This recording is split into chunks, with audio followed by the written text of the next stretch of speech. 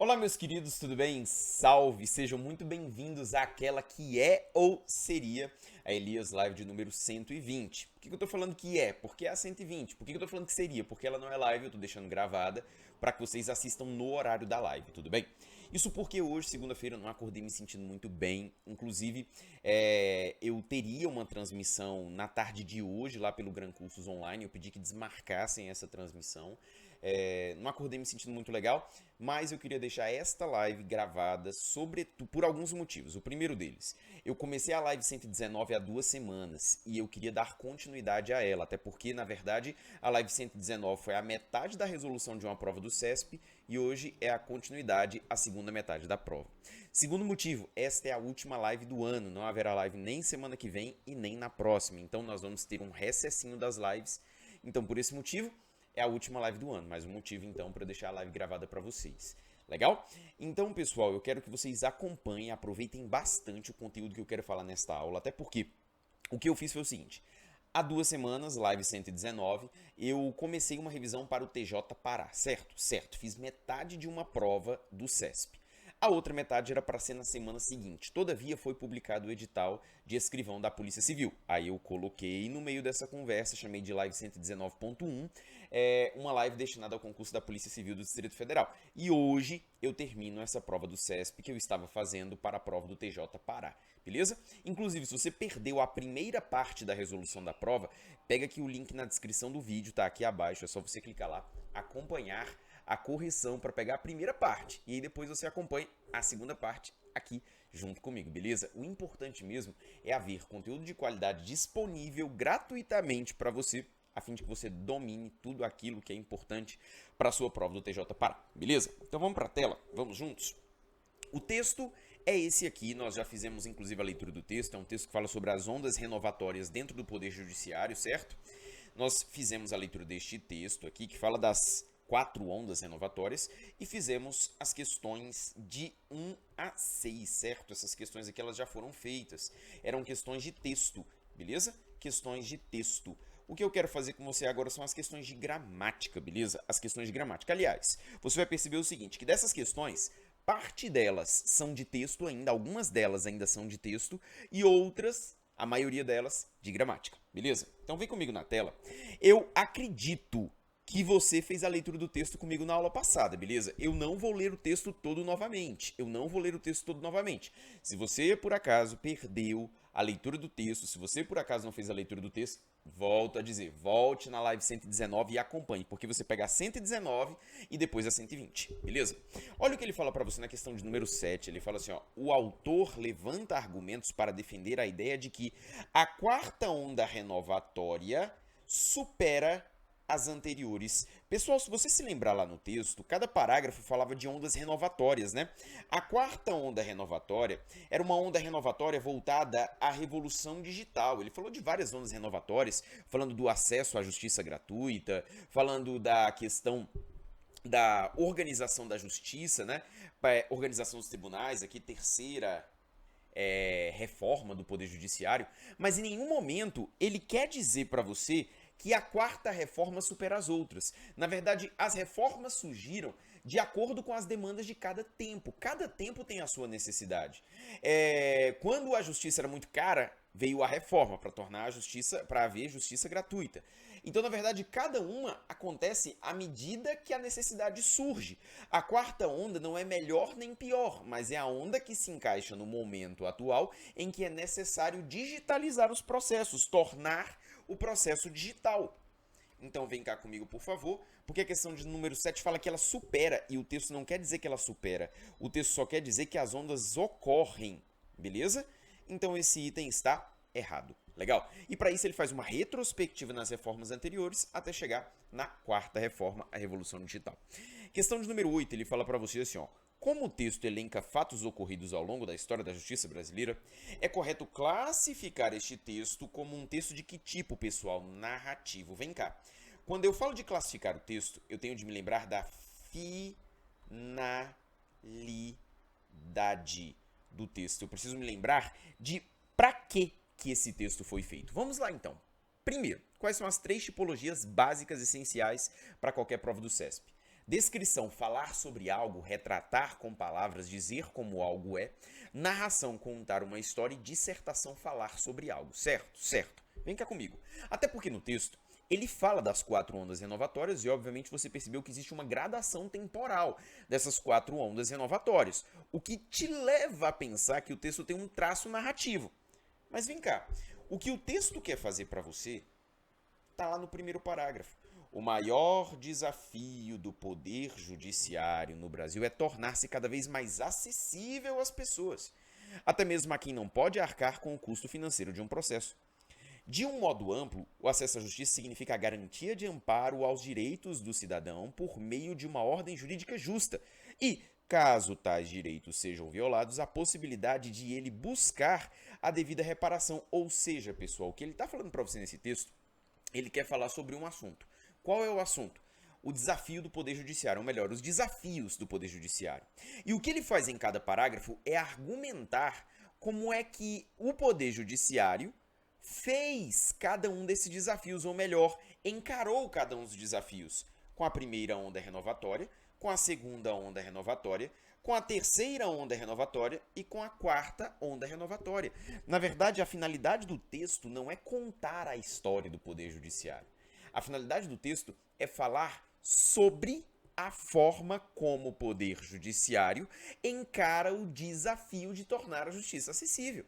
Na verdade, cada uma das ondas renovatórias só comprova a tese inicial, a tese de que há desafios que são propostos ao Poder Judiciário e o Poder Judiciário sempre encara esses desafios. E ele quis exemplificar essa forma de encarar do Poder Judiciário.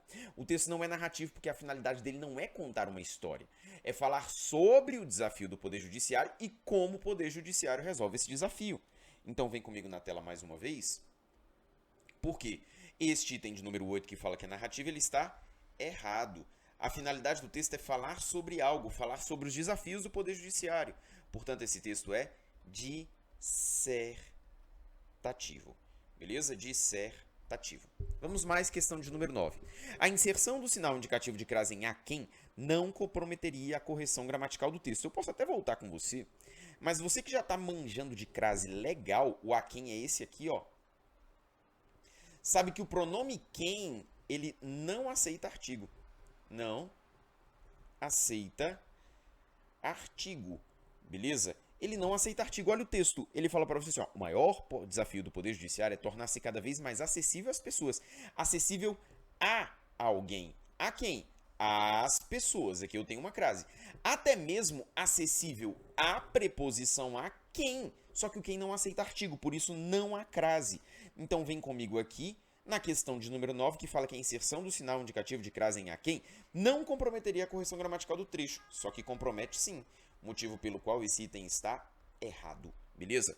Questão de número 10, ele fala para você que a expressão esse direito fundamental na linha 8 refere-se ao acesso à justiça na linha 4. Vem cá que eu vou achar para você, está tudo no primeiro parágrafo, tá? Está tudo no primeiro parágrafo. Ele fala que esse direito fundamental é o acesso à justiça que aqui está. Legal? Marquei para você, você pode conferir no texto que são essas aí as expressões. Olha lá. O maior desafio do Poder Judiciário no Brasil é tornar-se cada vez mais acessível às pessoas, até mesmo a quem não pode arcar com o custo financeiro de um processo. De um modo amplo, o acesso à justiça significa a garantia de amparo aos direitos do cidadão por meio de uma ordem jurídica justa e, caso tais direitos sejam violados, a possibilidade de ele buscar a devida reparação. Para tornar efetivo esse direito fundamental e popularizá-lo. O popularizá-lo te ajuda, sabe por quê? Esse direito fundamental, qual é o direito fundamental que as pessoas têm? O de acesso à justiça. E popularizá-lo, popularizar quem? O acesso à justiça. Perceba que as ondas renovatórias, elas têm o intuito de tornar o acesso à justiça mais fácil e mais popular, para que mais pessoas possam ter os seus direitos honrados. Beleza? Então o item está certo. Vem cá comigo então, questão de número 10, que fala que a expressão esse direito fundamental refere-se ao acesso à justiça. Portanto, esse item aqui ele está certíssimo, item 10 certo. Vamos mais, questão de número 11. A correção gramatical do texto seria preservada caso se inserisse a preposição a imediatamente após atende na linha 19 em atende a. Vem cá comigo, por favor, vou achar para você esse trecho da linha 19. Acho que está no segundo parágrafo. Tá aqui, ó. Deixa eu até conferir aqui no texto. Que atende muitos segurados do INSS. Isso mesmo. Vem cá. Que atende muitos segurados do INSS. Olha como é que ele coloca para você no texto. Eu vou voltar e ler para você esse trecho. Olha lá, ele fala para você assim, ó, na primeira onda renovatória, que buscou superar as barreiras econômicas do acesso, a primeira onda renovatória buscou-se superar as barreiras econômicas do acesso à justiça. No Brasil, as medidas para garantir a assistência judiciária a quem não pode arcar com as custas de um processo ou ser assistido por um advogado particular foram efetivadas principalmente pela Lei número 1060 de 1950 e pela criação da Defensoria Pública da União em 1994, que atende muitos segurados do INSS, ou seja, a Defensoria Pública da União, a qual atende muitos segurados. Joia? Joia. Quem é que atende muitos segurados? A Defensoria Pública da União, esse meu que é o sujeito.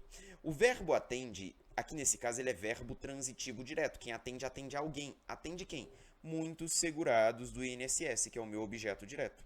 Só que a gramática da língua portuguesa diz que o verbo atender, e essa é a visão dos gramáticos contemporâneos e é a visão compreendida pelo CESP, que o verbo atender, ele pode ser verbo transitivo direto, ou pode ser verbo transitivo indireto com a exigência da preposição a.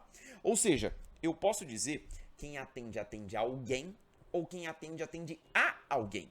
Quem atende, atende algo, ou quem atende, atende a algo. E essa preposição não interfere na relação semântica do texto, beleza? A única mudança é que, se eu coloco a preposição a bem aqui, ó, se eu coloco a preposição a...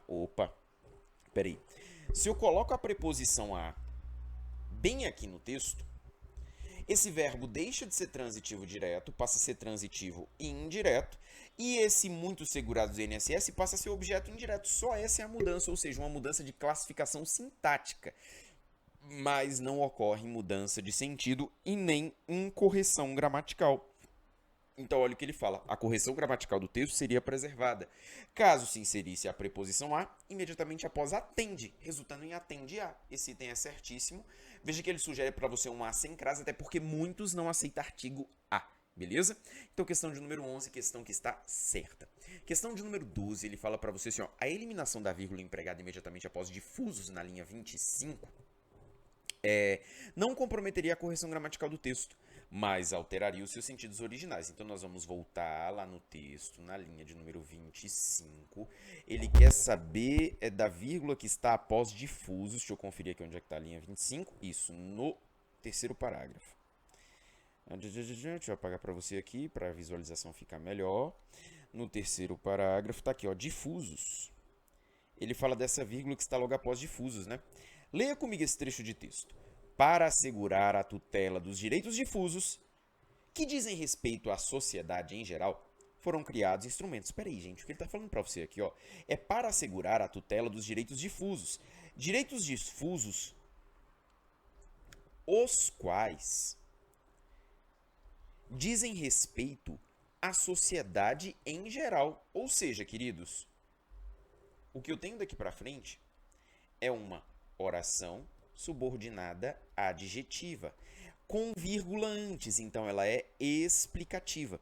Se eu retiro aquela vírgula, deixa de ser explicativa e passa a ser restritiva. Ou seja, fere a correção gramatical? Não. Muda o sentido original? Muda. Ou seja, fere a correção, mantém a correção gramatical, mas muda o sentido original. Joia?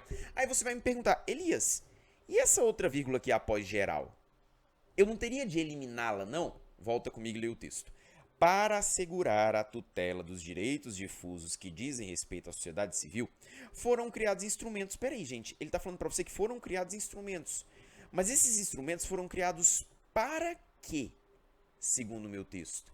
Para que eles foram criados? Vou destacar para você com um pincel azul. Foram criados para assegurar a tutela dos direitos difusos. Essa oração aqui, meus amigos, ela é classificada gramaticalmente como uma oração subordinada adverbial final. Nesse caso aqui ainda é reduzida de infinitivo. Só que o importante é você saber o seguinte, que essa oração é uma oração adverbial deslocada da posição dela original. Entendeu? E como ela é deslocada da posição dela original, ela tem vírgula obrigatória.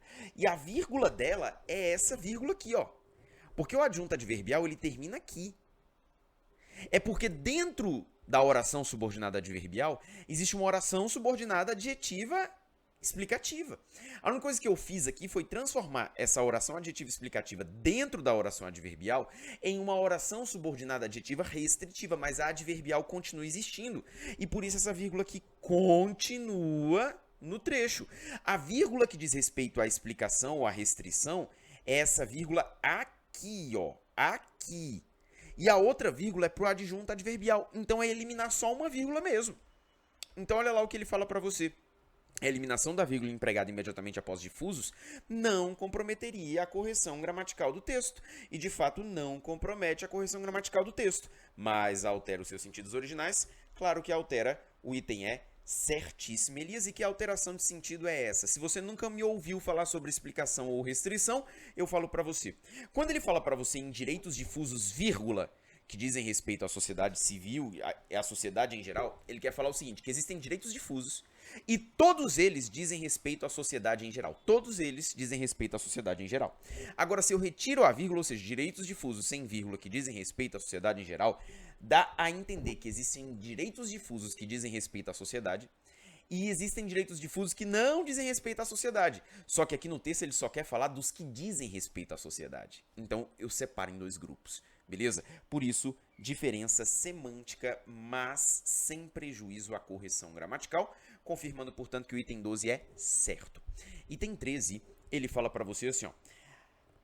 No trecho, a terceira onda encorajou uma ampla variedade de reformas na estrutura e na organização dos tribunais, nas linhas 32 e 33, ele fala que o verbo encorajar tem o mesmo sentido de incentivar. Então, vamos voltar lá na linha 32 e 33.